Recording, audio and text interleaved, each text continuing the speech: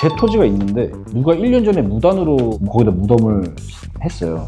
그것도 너무 열받지. 만약 이게 없으면 내가 이걸 건물도 지을 수 있는 토지인데 요거 하나 딱 가운데 있어가지고 이게 알박기 같은 거죠, 어떻게 보면. 근데 거기에 만약에 비석이 세워져 있고 사람 이름이 써 있고 연락처가 써져 있고 관리되는 묘잖아. 이제 그거를 마음대로 드러냈다. 그게 방금 말한 그 무단 파묘. 이 사건 같은 경우에는 오, 무단 파묘. 심지어 또 제주네.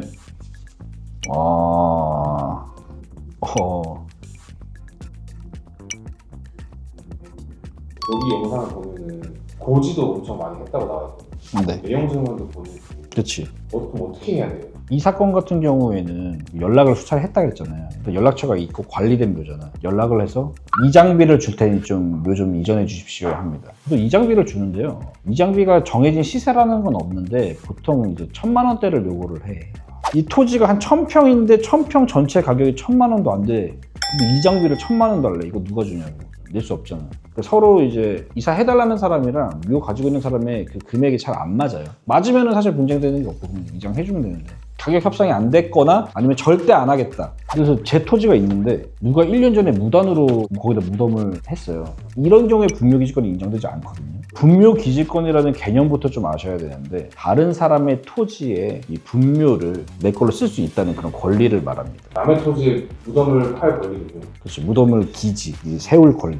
근데 이게 모든 무덤에 다 되는 게 아니고 기간이 있어요. 2001년도 때 이전 묘만 가능. 최근에 지어진 무덤은 안 되지. 그래서 어떻게 해야 되냐? 맨 처음부터 말씀드리면 아예 연락조차 되지 않아. 그러면 이제 정당한 뭐 절차를 거치고 공시해서 시청이나 관공서에 연락을 해가지고 개장하는 그런 게 있어요. 그런 거를 하시는 분들을 불러다가 이장을 하면 돼. 근데 거기에 만약에 비석이 세워져 있고 사람 이름이 써 있고 연락처가 써져 있고 관리되는 묘잖아. 이제 그거를 마음대로 드러냈다. 그게 방금 말한 그 무단 파묘가 되는 거죠. 그래서 그런 건 그렇게 하면 처벌을 받고 연락을 취해서 이장을 해주십시오. 소정의 돈을 드릴 테니 이렇게 하는 거죠. 그래서 보통 협상이 어느 정도는 돼요.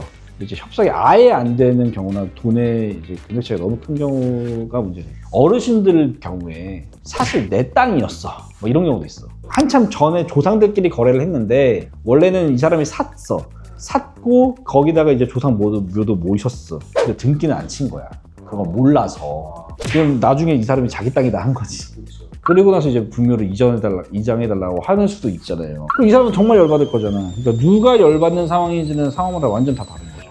이제 소송을 하셔야 됩니다. 왜냐면 분묘 기지권이라는 게 있어도 그 토지 사용료는 내야 돼. 그 지료.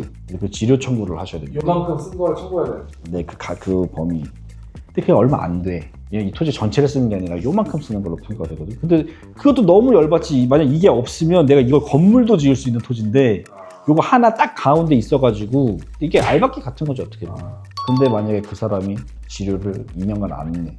그때는 또 소송을 할 수가 있어요. 그러니까 오히려 금액이 적게 나온다고 실망할 건 없는 거죠. 금액이 적게 나오면 까먹고 안 낼 수도 있거든.